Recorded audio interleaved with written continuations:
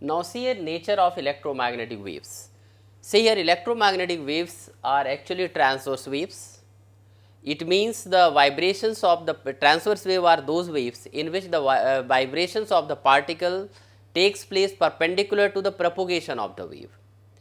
So now see here the wave is travelling along the z axis. So electric field and magnetic fields are oscillating along x and y axis which are perpendicular to the z axis. So the propagation of the wave is along the z axis and vibrations or oscillation of electric and magnetic field, that is a sinusoidal oscillation, that is along the x and y axis which are perpendicular to the propagation of the wave. So electric field at any time or oscillating electric field can be given by E naught sin kz minus omega t.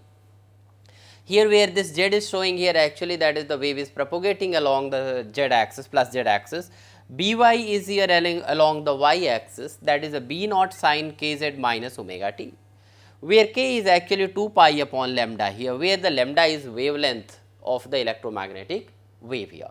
E naught and B naught are the peak values of electric field and magnetic field, and also we can write here actually in this case C is equal to E naught upon B naught, that can be written. So that is the speed of light in vacuum is actually here, that is obtained by dividing the peak values of the electric field and magnetic field. Now how these electric and magnetic fields are perpendicular? We have already discussed about the displacement current. By using the concept of the displacement current, easily we can show electric field and magnetic field are perpendicular. So if you consider a loop between the plates, you will find electric field is perpendicular to the loop and magnetic field is also along the perimeter, that is also perpendicular to the electric field. So just by discussing or by seeing the diagram in case of the displacement current, we can say electric and magnetic fields are perpendicular to each other.